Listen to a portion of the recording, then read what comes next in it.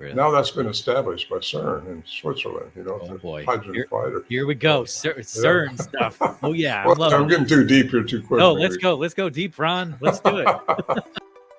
Welcome back to the Bigfoot Society podcast. I'm your host, Jeremiah Byron. Every week I talk to a different individual in the cryptozoology niche, author, artist, researcher, all sorts of different people. This week I have the privilege of talking to Bigfoot researcher and Sierra Sounds producer and so much more, Ron Morehead. This interview, we covered ground that has never been covered before in the Bigfoot Society podcast, so saddle up, you're gonna love it. If you're watching this on YouTube, make sure to please like this video, subscribe to this channel for more interviews, and leave in the comments what your thoughts about the Sierra Sounds are, what you thought when you heard the audio that will be playing in a few minutes.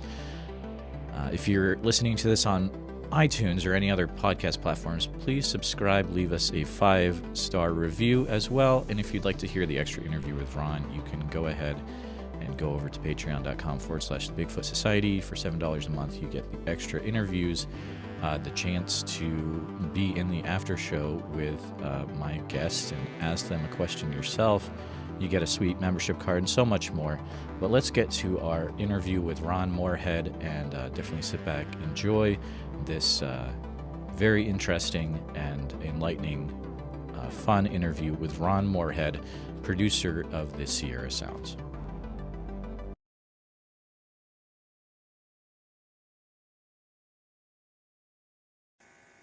All right, well, thanks for coming back to the Bigfoot Society podcast. I have the pleasure of talking to a new friend of Ron Morehead. You may have heard the name, of course. He's a classic Bigfoot researcher for sure, someone that I highly admire. But let's take a few minutes kind of going through a little bit about Ron, in case you don't, as we do have people listening to this that are not just all about Bigfoot. They like things like Dogman, and so you may have a little bit to learn tonight. So Ron Morehead has been known for decades for his worldwide research into the Bigfoot Sasquatch phenomenon.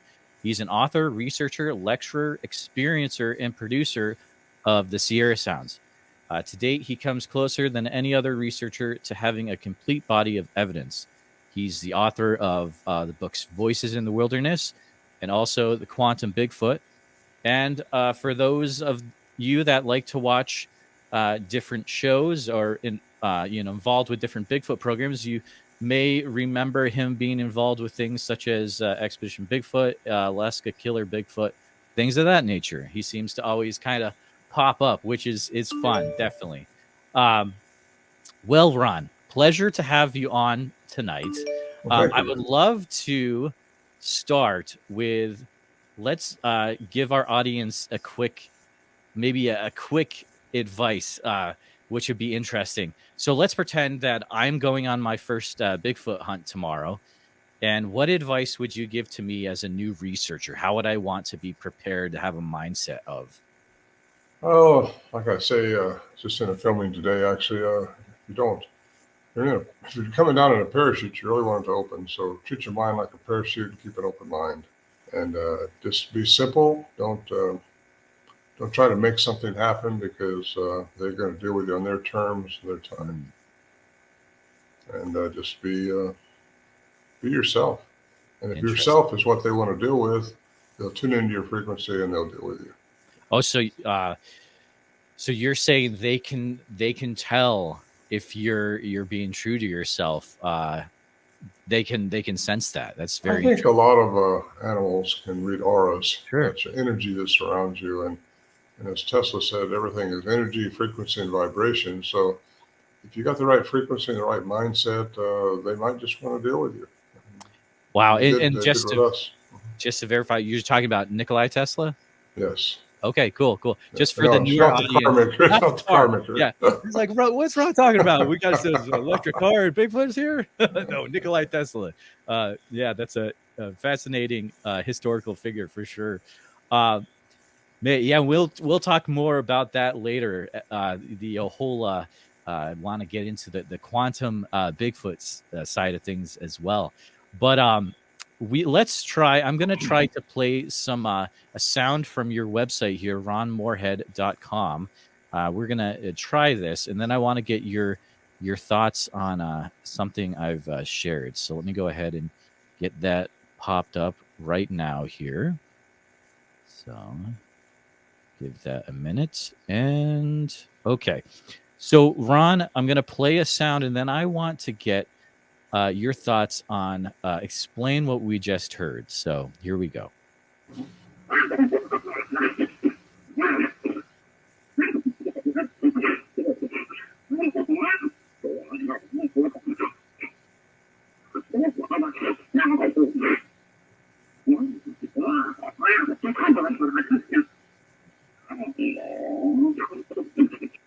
All right.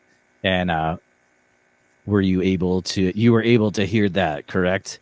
I did. Yes. Awesome. All right. So I'm curious, there's got to be, you've had, quite a while to come up with a killer elevator pitch for what we just heard. And I'm curious what that is, Ron. Well, usually the sounds are played after I explain them, which. Oh, okay. All right. Well, that's okay. Right. Yeah, no, it's just something I put on my site to let people hear a little bit of what we have. And we record these things in the Sierra Nevada mountains, about 8-mile trek into a wilderness area, 8,400 feet in elevation, and pretty imposing area to get to. These things started coming around our camp, making these vocalizations like that, and we thought they were probably just some kind of a wild animal. It's a hunting camp. We were there to hunt, not to look for Bigfoot. None of us were looking for Bigfoot, really. But they started coming back and repeatedly coming back into the camp, and we were concerned because some of the sounds at first were very aggressive sounding, very aggressive. And then they started chattering like you just heard. And this went on, and in 1972 is when we took an investigator in there, Alan Berry, and okay. he recorded the same sounds, and he was looking for a hoax, like most people thought it was. But he had him studied these sounds at the University of Wyoming, at the professor, current electrical engineer, professor of electrical engineering, and he determined that the sounds were not manufactured. There were no 60-cycle humming, which would have showed pre-recorded or re-recording, and none of that took place. It was all real, and they had not been speeded up or slowed down, and they're inside, outside, above, and below the average human range. Sounds that he studied. So that was a pretty good little hurdle that Al Berry fostered that study, and of course we didn't know at the time what we're dealing with, and to this day we don't really know. They have a Bigfoot, so I guess we got to call them Bigfoot. But they had a big voice, and they're huge beings. Again, the first they were pretty aggressive sounding, and we didn't know if he was going to. We were all heavily armed. We had our guns with us. The hunting camp. Sure. So really, we didn't know if we were going to have to shoot our way out, if these things were going to come in and get us, or they were just arguing at each other over the salt and pepper they was going to put on us when they got us. I don't know. Yeah, right. So we just ended up not shooting our way out, not having to deal with that. Got complacent with it a little bit and started trying to deal with them and see what was going on, because for some reason they found us curious, and it was coming around our camp at night, and didn't leave anything but their tracks for evidence. And that's what Al Berry, we didn't know at the time, but that's what he was looking for, was evidence of a trickster, a hoaxer, or one of us pulling something off, or something going on like that. But it wasn't that way, and we knew that, but he didn't, and he was trying to do a professional job. He was an investigative reporter, actually. So anyway, it wasn't until later on in 2008 when a cryptolinguist retired from the Navy as a cryptolinguist. Scott Nelson's his name. And he got a hold of me. He's a two-time graduate of the Navy Foreign Languages Institute in Monterey to study languages for the military, to see if it is, number one, a language, or just some kind of a code going through, or if there's any deception in the messages and stuff like that. So he studied them also. He heard them by accident, and came out and interviewed me and Al Berry the same. And he got the context of all the sounds that he was hearing, and went back and studied them himself. He said, this is a language by the human definition of language, which means something. It means a lot to me, actually, because only humans have the vocal mechanism for language, sapient language, like I'm talking right now. No other animal has that on the face of this planet, according to Dr. Lieberman at Brown University. Yet these things have that, and that takes it to a whole other level for me. If they have that, that means there's a possible human component to them. And now the DNA is also supporting some of that, because what they thought was just contaminated DNA that they were getting because it had human genome or human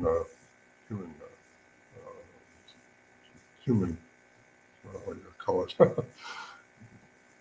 in them, that that was contaminated. That's what they thought.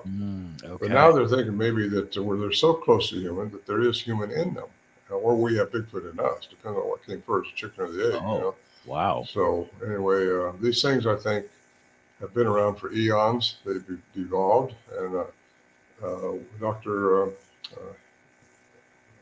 Heather, something like that. He's written a paper on it. And he took the study that Dr. Melvin Ketchum did and took another spin on it. Instead of going to there's no nuclear DNA for the male counterpart, and she took and went into the biblical texts of the aliens coming down and infiltrating the human genome, and he took it to another different direction of the relic hominid coming through and just inbreeding with the humans and becoming more human-like. So you can take your choice there, which road you want to go down, but either one's a rabbit hole. Oh, yeah, that's for sure. But what was going on with that sound you heard there was two of them, I think. And we was recording them from 71 on and through 76 when the close-in stuff stopped. Wow. Other things kept going on, but nothing close in. And I write about that in my first book, Voices in the Wilderness, and that's what I think might have stopped them coming in close. Or they just lost interest in us because we thought we were studying them. We underestimated what we're dealing with at the time. Really, we thought, they're just something out there unique, and we didn't know what we're dealing with. And, so we didn't get a picture. We set up camera traps trying to trick them, but they seemed to go around those when how they knew they were there. We set up a thread 6 foot high so they'd trip it when they come in, and oh wow, they'd go a different way and to come in after the food that we was leaving out. So they seemed to stay a step ahead of us, which makes it very intuitive. That wasn't all that was going on. There was other things going on in that camp that we couldn't get answers to. Al Berry, the investigative reporter, had a master's degree in science, and he said, stay with science, whatever you do, because don't talk about these strange things going on, or you won't get invited to talk anywhere. So I didn't for a long time, but I do now, and that's when I came out with my second book, The Quantum Bigfoot, because I think it goes into another science. Sure. And we can get into that whenever you want to, but that's a long way around about trying to tell you what the first sound was all about. That's awesome. I would love to have. So for context, so in 70, you say you're 71, about 5 years. The interesting thing I want listeners to understand is Ron has that research going on, which is an extremely close proximity time-wise to the Patterson Gimlin film, which was in 1967. Was there any overlap between the two camps, or was it that your stuff was going on? Did you have any knowledge of what had gone on with the Patterson Gimlin film? Do you remember? I remember the film. Okay. Didn't give it a whole lot of credit. In fact, I lived in Northern California at the time, and they thought at the time it was just a wild Indian or something out there. They didn't. Interesting. And so it wasn't on our radar at all. It got on my radar right away, though, because I didn't start going in until 71. But the Johnson brothers, who really was the seniors in the camp, they were going up there since 1958. And wow. What may have been around before that, they don't know, but they just never thought about Bigfoot. It was hunting, and a lot of bear up there, and nice game, good hunting area. So they was very private about who went in there, and I was friends with them, but I wasn't a hunter. But when one of the guys got scared off by these sounds, not one of the Johnsons, but a different man, he wouldn't go back, and the wives were worried because the guys hadn't came out. Because again, you don't know what you're dealing with. You don't know. Yeah. You just don't know. It's a monster out there. But he came out and said, what they were telling me, what the Johnsons said, this was 71, is true. There's some kind of monster up there. And this guy's very religious. He didn't know where to Okay. put that in his paradigm. You know, he just Oh yeah, didn't just know messed because with them. giants aren't supposed to be around anymore. Oh yeah, right. And these things were huge.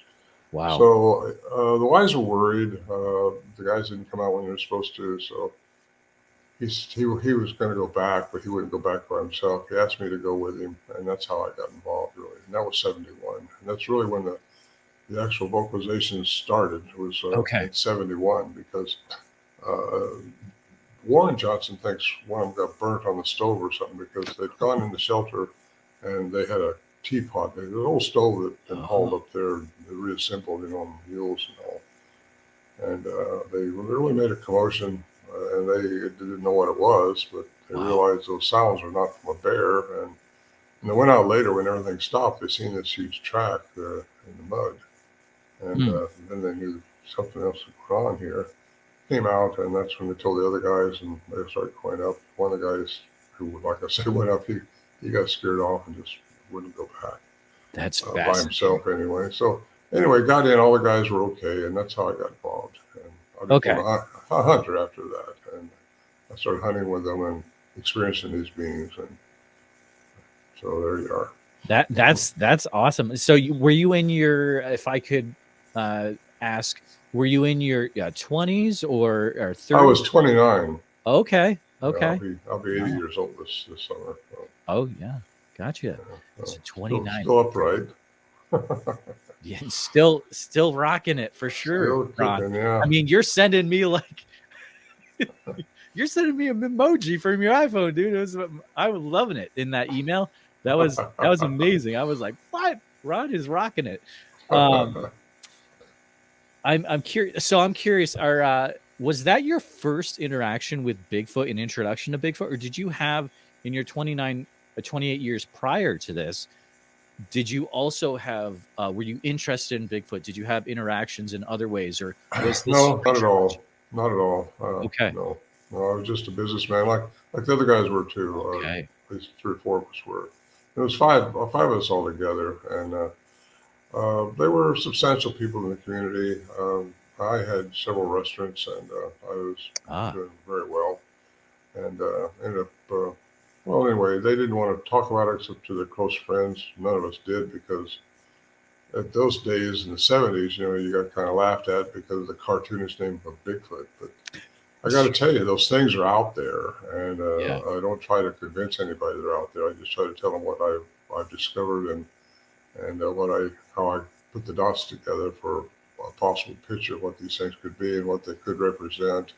And I think it's very important for people to know what I'm thinking, and they can take it where they want to take it. You don't have to believe it if you don't want to, but you all have choices in life, and these things are there for a reason, and they've been around for possibly longer than we have.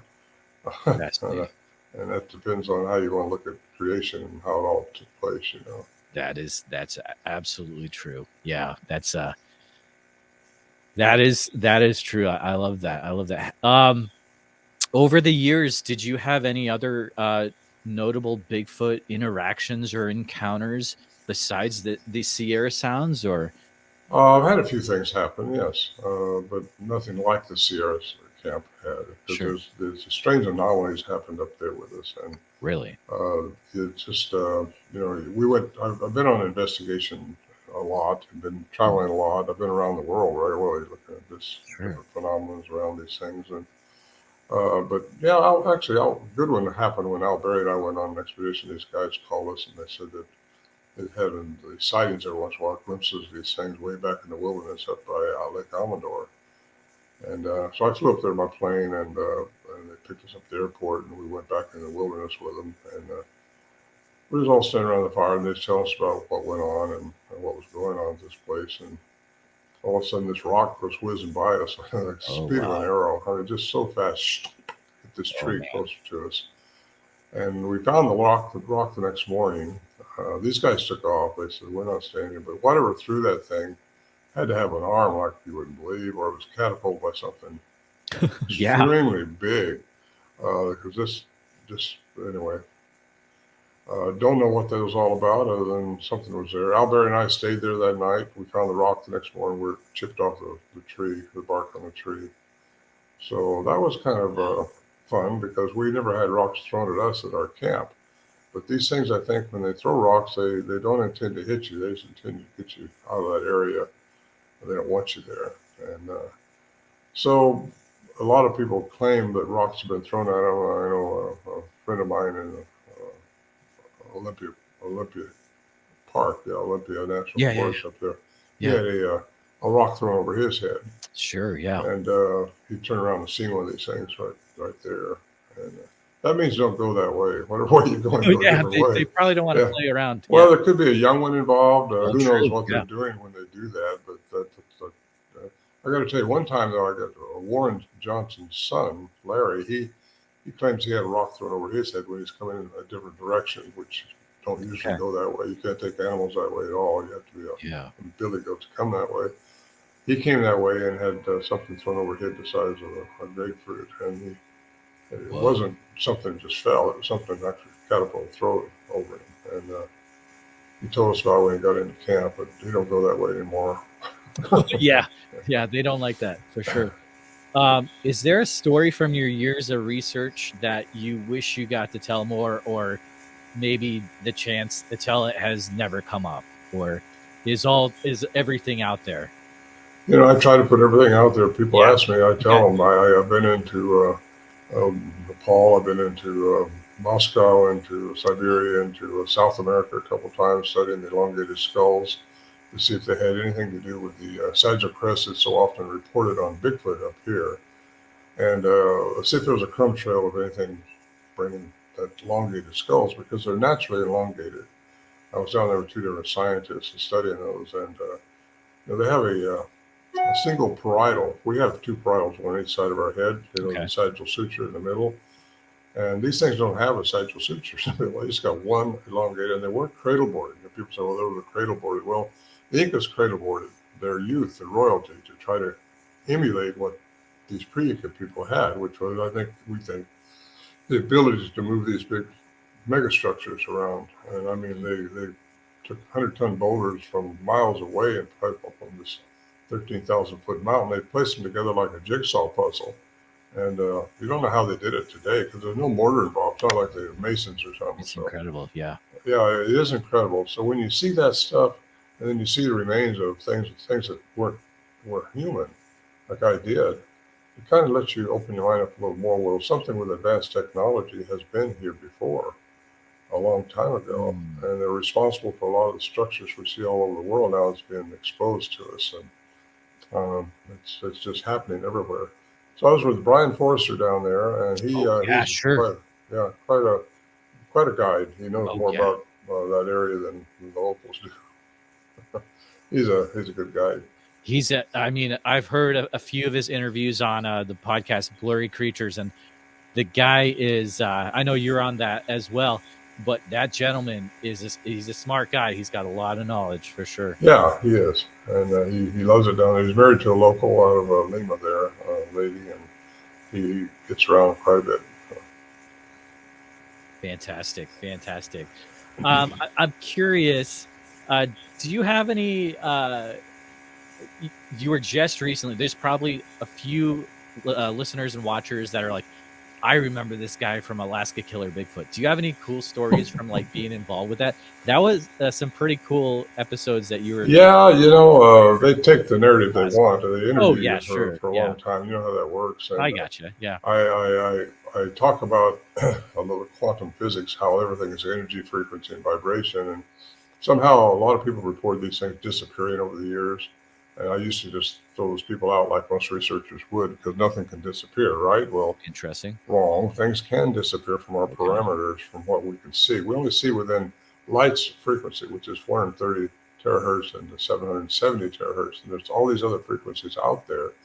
And according to quantum physics, and by the way, quantum physics is not just a theory. It's been proven mathematically that these other dimensions exist. We just don't see them. We can only see within our three-dimensional environment. So really, I got into that a little bit with them up there, and we talked about how if they can change their matter, there's who they are, into energy only, that would cause them to disappear. Because the native lore says, a lot of it anyway, says that they live in two worlds, that they spirit beings who can disappear. Well, they say they live in trees also. Well, so I said that they could live in trees. Okay. Well, yeah, right. Yeah. I don't know how Yeah. it came out, but it Yeah. didn't. There's no prelude to it. It's just bam, they live in trees. Boom, Well, there it is. that sounds a little crazy, and you just you got to talk about what could cause that, what science could actually make that happen. Okay. But I was on a podcast here just a day or two ago too, and I say, if they can change somehow through their frequency, because their vocal mechanism is so much superior to ours. I mean, it goes really high frequencies we can't even hear, but they go so high, and then all of a sudden they're out of our hearing. We don't hear infrasound or ultrasound, but it's there. There's a lot of things we don't hear, see, or even smell. But if they can go out of our perception by changing into another dimension, possibly, which means changing their matter into energy. By the way, that was established mathematically that could happen by Dr. Dirac, D-I-R-A-C. In 1933, he got a Nobel Prize for the equation in quantum physics that says matter can change into energy. Really? Now that's been established by CERN in Switzerland. Oh boy! Here we go, CERN stuff. Oh yeah, well, I'm getting too deep here too quick. No, let's go deep, Ron. Let's do it. Anyway, that's been established now. Matter can change into energy. That's a fact, and it's been proven now. The mathematical equation that the doctor from Florida established and got a Nobel Prize for it.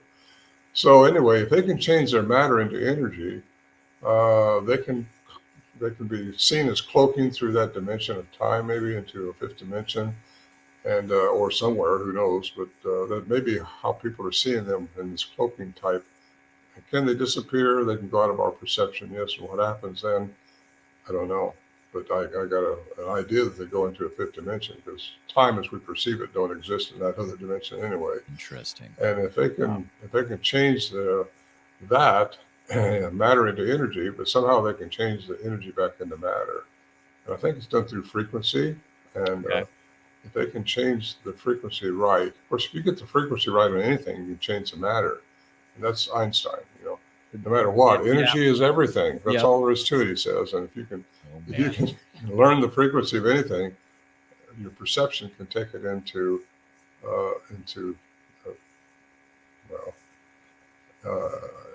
there's a statement that he says, I don't have it in front of me, I could read it to you exactly, but gotcha. You can change matter into energy. You can have anything you want. And that's how I think our masters that's how they did what they did. Through that's how the miracles perform, because we can find the energy of something, you can change its matter. So that's how you can get yourself better, by raising your frequency higher. You learn the frequency of anything and you can change it. I'm getting too deep, and my battery's running. There's no too deep, Ron, for sure. So when someone sees you know what I got to do? Hang on a second. I got to plug this in. I Take thought I had power here. Yeah, you got it. My battery's running out. Oh. Hang on just a second. No sweat, Ron. No sweat. All right, I'm going to tell you what's happening, audio listeners. So Ron is taking a few minutes to plug something in. We've had a rockin' chat so far about, we were just starting to get into quantum Bigfoot stuff, and I got a whole lot of questions to talk to Ron. Of course, guys, if you're listening to this and you're enjoying it so far, definitely check out Ron's website, ronmorehead.com. Pick yourself up a copy of the Voices in the Wilderness and the Quantum Bigfoot book. I mean, they're both solid books. You get the whole story from there as well. Okay. All right, we're back on. Hey, I gotta ask you, what's the story? What's the story behind the hat? Did you get that? Is it? Oh gosh! Like, it's the first time I've been wearing my hat on these podcasts, because I usually have a headset on, so plugged in now with a microphone here, and I hope you hear it okay. But the story behind the hat, just I got branded with it. Years and years ago by a production company, and it just kind of stuck with me. Everybody liked it, and so this is just what you should look like. So anyway, I kind of started wearing it then, and the first thing you know, it became a real iconic. People don't recognize me if I take my hat off. So I mean, when you think of Ron Morehead, you think of the voice, the hat. Well, the hat is something, like I say, this is the first time I've ever wore it on a podcast. So you've got a new Well, thank you. Yeah. something This new is going great. on there. Well, I don't like the headset on so much. I 'cause get it. just- Yep. I The get it. hat, especially when your hair's all messed up, you know, Oh, I know, that right? kind of helps you. It's wild. So going back to quantum, I got a question about. We'll start kind of getting into the quantum Bigfoot stuff. So when a person sees Bigfoot, do you think it's because they themselves are in tune in a certain way, or maybe because the Bigfoot is revealing itself in a way, or we just don't know? Well, we don't know, but I think it's both. What you just Yeah. said. I think if you're in the right attitude, the right frequency, I think they might want to engage you. And I'm not sure about the sightings because the sightings are either an accident or they let you see them. Interesting. So the Is there? Patterson, yeah. Oh, go ahead. Yeah. Well, I was just going to talk about the Patterson film. That was Oh, just yeah. they snuck up on it because they were both on horseback riding up Bluff Creek there, and it kind of muffled the sound, I think. And so they got lucky. We got lucky up there, but we got lucky over the years. I mean, Okay. what we captured up there, their sounds, their vocalizations. It's not the first time people have heard that type of stuff. It's the first time people have recorded it and had scientific studies done on it, like we've done. And that makes them credible. People say they can mimic those, or some people say, well, they just backed their truck up to some dirt road and had a six-pack and had a good time, And no, that's not what happened. I Very don't think so. imposing trip. Very imposing trip. I Oh, took yeah. David Paulides up there, the missing 401, the hunted. Yep. And he filmed me up there for about 15 minutes. We was up there for a whole week. Wow. And it kind of shows what it takes to get into that camp. And it's not an easy trip. And for someone to go in there and pull this trick off on us was just not plausible. It's just not sensible. Who would have done it, why they could have done it, and how, and who were we for something like that to happen? Wow. Actually, I talked about it here just today from a filmer.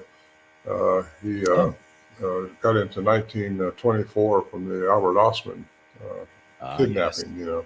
Yeah. and how he heard them chattering when he was held captive for 6 days, male and female and two adolescents. And chattering is what you'll hear with these sounds that we record. They chatter real rapidly. Exactly. And that's something that has not been, it's been heard a lot, not a lot, but a lot of people told me they've heard what we've recorded just like that. Who's walking around with a tape recorder? And right. There's tricks to, I shouldn't say tricks, but there's a methodology, I think, to how you get interaction with these things. And most of the time it's just, like you said before, have the right attitude, and they want to mess with you, you get in a hot spot, they'll mess with you. Oh, man. Some guy called me the other day, wanted some tips on what to do, and so it's more what you don't do that counts, not what you do. Just be yourself, and whoever you are is going to attract them or not. And I'm not sure they were supposed to mess with us like they did, but they did. And because I don't think anything's supposed to mess with our karma, who we are, and what we're supposed to respond to. Life itself is just a bunch of experiences that all of us have, different ones. And what's important is how we respond to those experiences, because if you respond to them properly, you're going to raise your vibrational frequency. And you got to get to another frequency to get out of this 3D environment.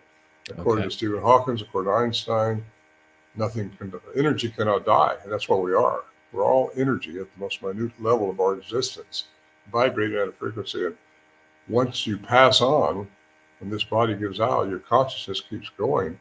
And where it goes, if you're a religious person, you think you're going to go to heaven, or you hope so anyway. Right. And then if you're a physicist or somebody else like that, you're just going to go to another dimension somewhere else. And Einstein wouldn't even play with that one. He had no idea. But they did study the Vega.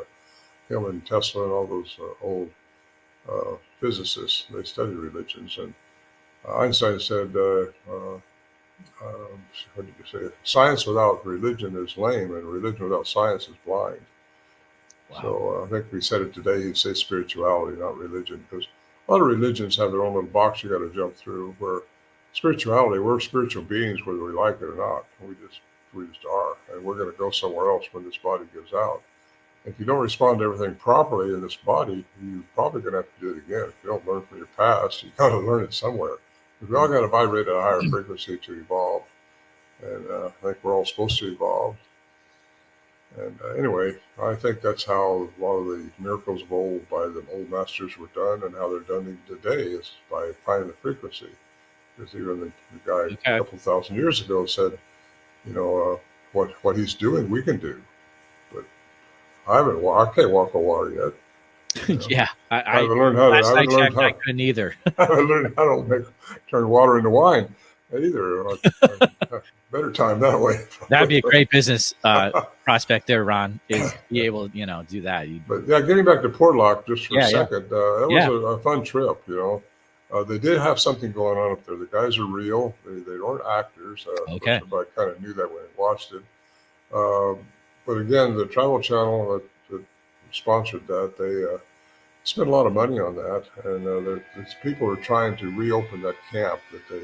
Obviously, those people that watched the series knows what was going on. But for those who didn't, 70 years ago, there's people being killed there, torn apart, mangled, and missing, and what have you. So they just abandoned the village. But they were overfishing it. I think they were timbering it. And when I flew over in the helicopter going in there, I was looking at the area. We circled the area quite a bit. I landed, and I think they were overmining it too. They were mining there. They were timbering there. They were fishing there. It could be that they were just not taking care of the land the way that I think probably these things would like for them to do, especially trees. They really have a problem with us cutting timber down. And I've had more and more reports over the years of these things being seen around where they're clear cutting timber or somebody just bucking logs. And they don't like that at all, because trees are what gives us our oxygen, And if they do want the trees for energy, which that sounds a little crazy out there, but if they can do what I'm suggesting they might be able to do, changing their matter into energy, they might just go into a tree to rest or reflect. I don't know. That would be so interesting. That's what a lot of people. I know a couple that have swerved them down. They saw them go in and out of a tree. Oh, really? Wow. Some people say, well, they came up behind this tree. One guy said, but his shoulders were 4 foot wide. That's how big was the tree? He said, well, that's pretty strange. The tree's only 2 foot round.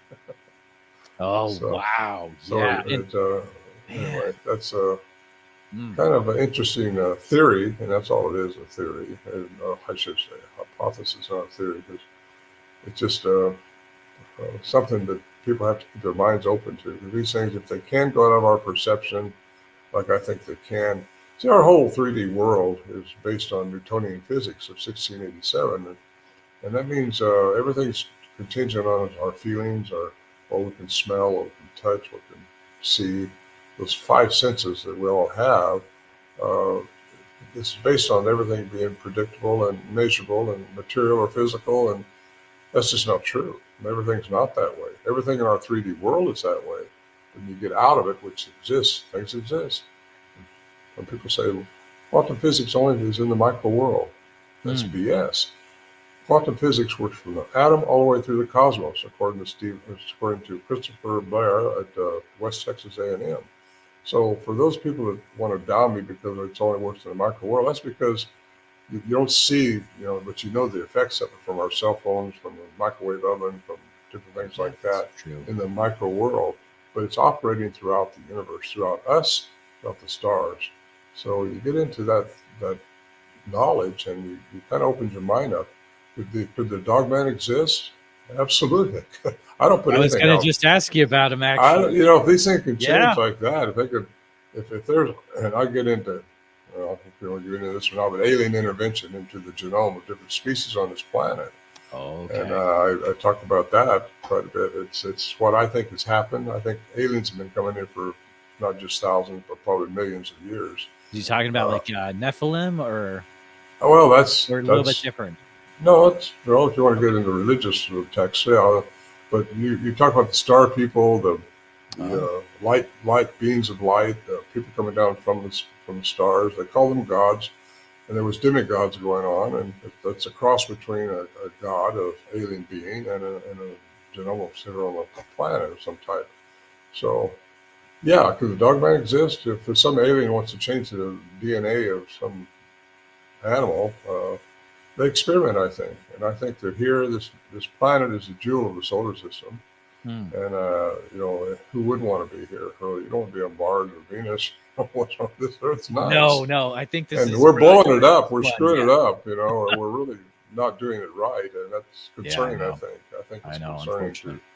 to aliens, and should be concerning to us. We should be able to stop hurting and killing and get back to what we're supposed to be, which is perfection. That's where it's got to go. You get that by raising your frequency higher and higher and higher. By the way, you do that through love and compassion. I was going to ask you that too. Yeah, love and compassion. Okay. And that's how you get better.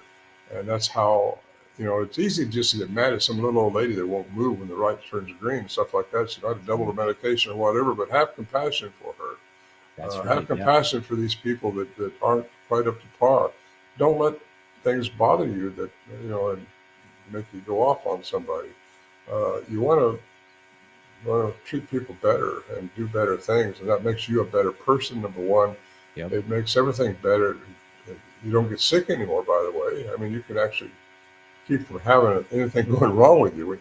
I had my blood work done the other day. I finally got a doctor here in North Carolina to see me, and everything's right with me. I mean, I haven't been sick in years. Be happy. That's the one thing I want to say. If you're going to go out there and try to engage these things, have a good nature to you. And that's just my 2 bits worth there. So what I'm getting from that is, if you're going out there with an intent to cause harm, you probably won't have the best luck, is what I'm thinking. I think you're right on target there. Yeah. Yeah. And we were hunters, but we weren't going to shoot at them. We didn't want to do that. And I think they knew that. And they didn't start interacting with us up there until, really interacting with us as far as me yelling back at them and them coming back at me with something, until 1974, when we'd already been dealing with them since 71. But I think they knew we weren't going to shoot at them. They knew we didn't want to. I was up there with another guy, and I just happened to have my little cassette recorder. That's all we had in those days, was cassettes, I pulled it out of my saddlebag and started recording this, and that's where the samurai cry come from, that people refer to a lot. Yeah. That's the night I saw one running through the trees. I say running through the trees, so fast, and it just floated through the tree line there. And wait, sorry. So you saw one running through the trees? Yeah. Well, I don't know if it's going through the trees, but yeah. True. Yeah.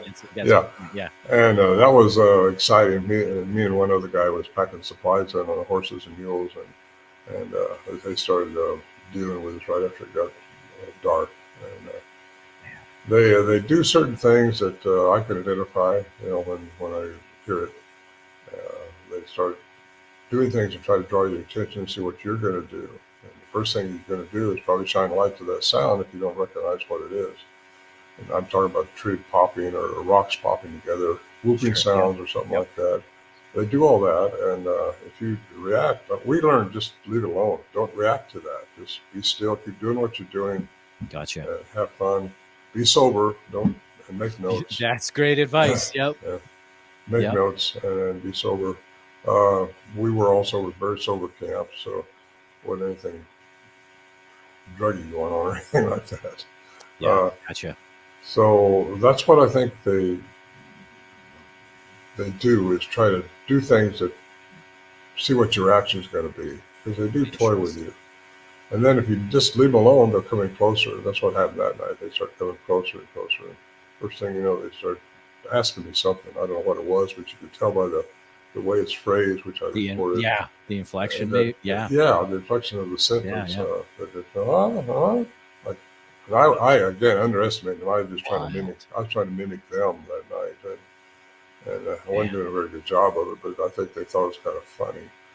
It was funny, I guess, in retrospect. I guess. I mean, I don't know how I would handle that. I mean, I would have so many paradigm shifts happening in my mind so quick, to experience something like that. And it's this wild, but I love hearing your story. Yeah. I'm curious. I love asking a question similar to this to all the different people I talk to. Is over the years that you've researched Bigfoot, are there books that you found that you've leaned on, or that you They're always on your bookshelf. Anything that you recommend when it comes to books for studying? Not really. I mean, Okay. I gave my books to my daughter, most of them. Okay. But I suggest people look into quantum physics 101, just simple Ah, learn quantum physics, what it's all about. Because again, if your parachute don't open, you're in trouble. So keep your that's mind true. open like a parachute, and don't be fixed within the parameters of a certain discipline, and don't have your mind made up of what you think they are, and try to make whatever you're dealing with fit into that box that you've got going on. Get outside the box of Newtonian physics alone and learn quantum science and what it's all about. Because I think any researcher that's not looking into that is doing a discredit to himself, because it's a science that does exist, it's established. Why not use it as one of your research tools? And Hmm. that's where I go with it, because I find I know very professional people that just won't get into it all. But a lot of these people, especially academia, they're trained within disciplines, and they have to stay within that box, or they lose their tenure. They a lot of them lose their credibility with their colleagues. A lot of them lose the funding for the next project. Sure. I know these guys, some of them personally, and that's what happens if they get outside that discipline that they've been trained in. Yet they'll go to church and talk to God on Sunday. Right.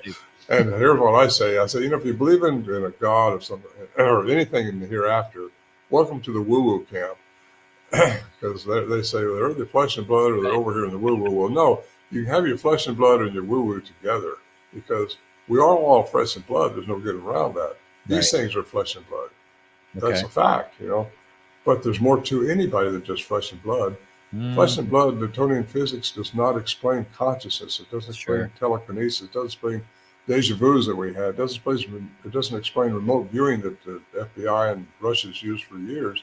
It doesn't Oh, explain. yeah. Oh, yeah, bro. It Oh doesn't my, yeah. explain. It doesn't Yep. explain who we are. If Yeah, these dude. things are have a human component to them, they may have the same attributes that we have.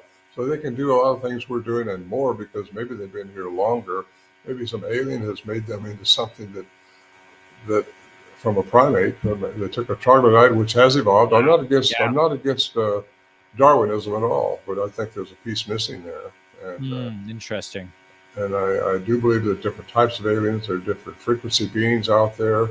Uh, Probably a lot of them have been on this planet. Some of them I think are here now. I've seen a UFO when this Bigfoot stuff was going on up there. And a lot of people, back 20% of people that you talk to, about 20%, there's a UFO sighting with a Bigfoot. And that was, Yes. I got that out of 2012 Huffington Post, when they found an article out of the Eureka Times, I think it was, where a rancher and some Native Americans saw this large moon coming down, and three crazy bears jumped out of it. Oh man, that's wild. That's one That of the is first wild. reports of possibly Bigfoot and alien connection. So I think there is an alien connection to them. I think an alien connection to us, because you really get into who we are as humans, and you get into biblical research. I was raised religiously. I'm not religious anymore, but Okay. we're spiritual. Like I say, we're all spiritual beings. Sure. But if you get into God, and God is plural, there's some pretty good evidence to show that, if you really research Sanskrit and get into a lot of the ancient texts besides just Okay. our Bible. God is plural. It also says God is light. Always reports about the light beings, or the shiny ones, and different things coming out from the sky. They call them gods. Well, if we're made in that image, we're made very special. And I think people underestimate who we are as humans. And we've been given dominion on this planet, and that's why they don't mess with us, because we Sure. are here to evolve into something better. And we're supposed to be doing that through love and compassion. And Hmm. that's where I go with where I think, anyway. And it's exciting. I got to tell you, it's exciting. It's hard to keep me excited this late in the night, but usually in bed by now. Ron, I But appreciate you being on this so much. You have no idea, because like you're an hour ahead of North Carolina, and like yeah.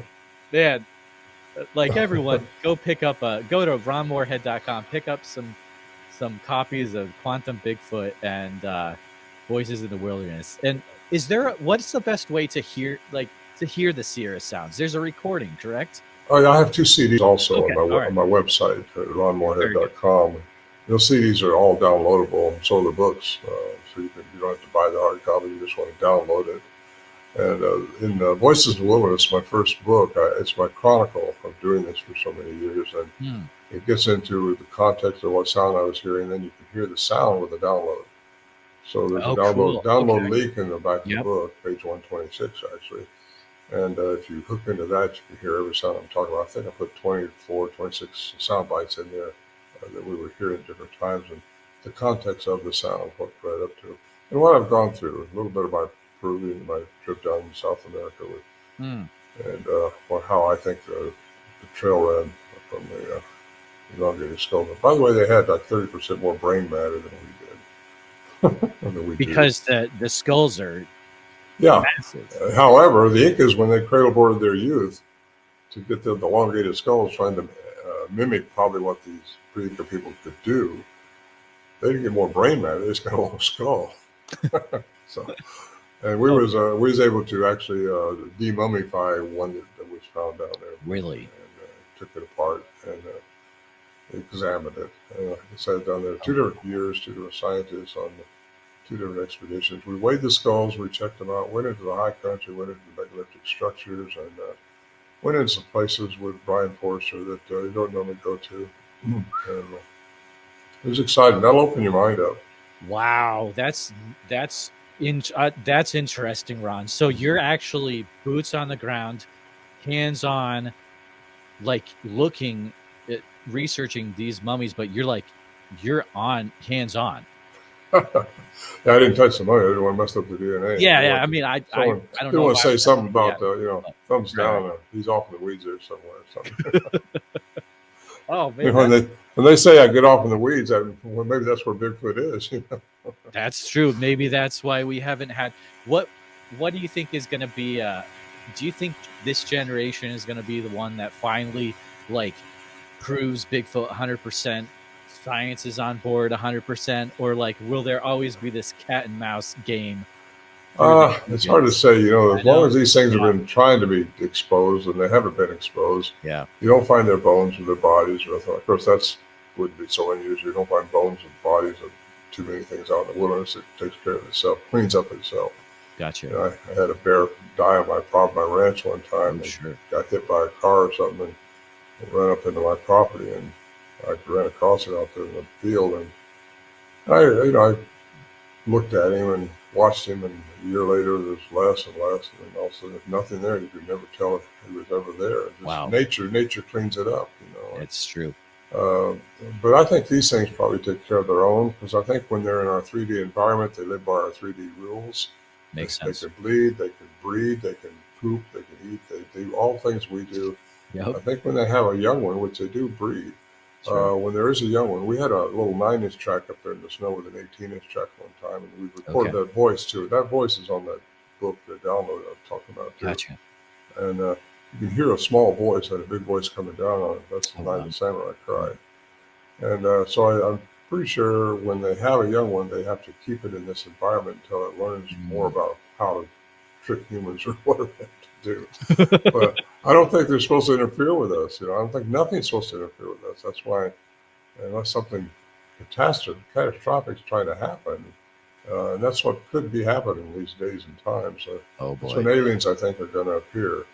Because if you get into biblical scriptures, it talk about as it was in the days of Noah. You get in the days of Noah, what went on?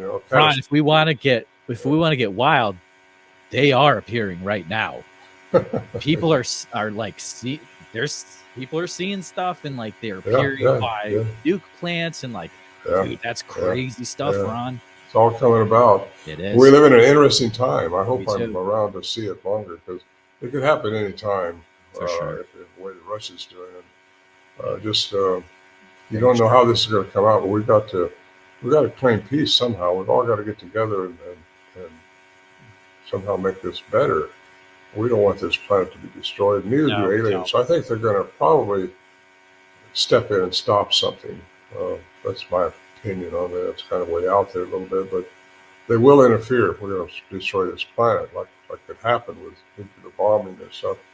So they don't want that to happen any more than we do. Exactly. Us peace-loving people anyway. So I think really the takeaway is everyone stop being, just be a nicer person. There you are. Raise Yeah. yourself up, you know? Well, it And makes you feel better about yeah, everything, you know. Yeah. exactly. Don't be a victim. So many people want to be a victim of Oh, I know, right? circumstances. You know, I know. I think Billy Joel wrote a song. The victim of circumstance. Well, don't be a victim of circumstance. Just accept that as what you chose somewhere in your karma of spiritual being, that you needed that to learn how to respond to it, and learn how to respond to everything in a positive way. Gotcha. Don't be the victim of anything. And because if you had it happen, I say this too: there's no such thing as a loser. You either win or you learn something. And, I love that. I love you have to learn. You have to learn from all this, or you're going to have to repeat it. And that gets into multiple embodiments, which I think is being thought about more and more because it makes so much sense to me, and it makes sense in the whole picture that I've been picking out of the sky. Oh man. Oh dude. It feels like we barely scratched the surface, but we had a good chat. Ron, I'm so thankful for you coming on tonight. How can people keep best up to date with what you've got going on tonight? Well, I'm a little bit lazy about posting where I'm speaking. I got several things lined up for this year at conferences. I just came out of Washington. I flew back there for a conference in Kelso, and I got to go to Talenton, I think it is, going to Hastings, Hastings next month. And in between, I do what I'm doing right now. And I had a filmer here today doing that stuff. And just, cool. Yeah. I stay busy doing things, and just this stuff. This is all I do now. Fortunately, in my life, I have a lot of experiences, and I did well in business to afford the means to get around and do what I wanted to do. And I've been a private pilot owning my own airplanes, flying all over, exploring this Bigfoot phenomenon, and interviewing people, talking to people about. And what you find is there's a common denominator somewhere between all the different reports. You can't just say those people are crazy or that there's something right about it, and that you try to put it together with sometimes an answer. The answer that what the phenomena that happened with us up there. Sometimes we thought our camp was being torn apart. You look, think all our cans and barrels that we haul up there on mules being strung out all over the way. You look out there, nothing's changed. Well, how do you explain that stuff? Sometimes just crazy things. I talk about this in my books, but there's a scientific answer behind that. First of all, these things are toying with us and messing with us, and we didn't know that at the time. We thought, man, that's strange. You just got to put it on the shelf because it doesn't make any practical sense. Exactly. And in quantum world, it makes sense. You can figure it out because there's so much going on in the quantum physics that it's just an exciting world, an exciting time we're living in. But yeah, my stuff on my site is all downloadable, and it's ronmorehead10.com. Fantastic. ronmorehead.com. Yeah, you got it. And definitely pick yourself up a copy, get the whole story for sure. You got a little snippet of it tonight. Get the whole story in the book from Ron for sure. Again, Ron, thanks for coming on. You're going to hang out a little bit longer. We're going to have an after show with some members of the Patreon. Is going to ask you some questions, and I may have some more questions of my own if I have time to get them in. But thanks again, Ron, for coming on. Thank you. Appreciate you asking me. Thanks for listening to the Bigfoot Society podcast. Please take a few minutes to review the show on iTunes, 5 stars, as it does help us get into the eyes and ears of more listeners on iTunes. That will help us just get bigger and bigger and get even better quality guests for future shows. Also, if you have any Bigfoot encounters or cryptid encounters, please send your stories and audio and photos, whatever you've got, over to bigfootsociety@gmail.com. If you'd like to become more involved with Bigfoot Society and get some extra content, we do have a Patreon where you can get all sorts of cool things. For example, for $7 a month, you get extra Bigfoot Society content, usually interviews, but other things as well. You get a sweet membership card and a vinyl sticker that I send to you in the mail. You get access to the Bigfoot Society after show, which is an extra interview after the main interview with the weekly guest, and usually they are up for Patreon members to be in that extra show segment with them and me, and you get to ask your question live to them and get an answer from the guest, which, as you've seen what guest we've had in the past, this could be a really big deal. There's also a private Discord where you can get involved with talking to me one-on-one and the community there, and that's always a great time. You can find the Patreon at www.patreon.com/The Bigfoot Society. We're very thankful for all our supporters that we have in so many different ways, and appreciate all our listeners coming back week after week to listen to more cryptozoology-based interviews. Thanks so much for listening, and we'll see you next time. The views and opinions expressed are those of the guest and do not necessarily reflect the official policy or position of Bigfoot Society. Any content provided by our guests are not intended to malign any religion, ethnic group, club, organization, company, individual, or anyone. Thank you.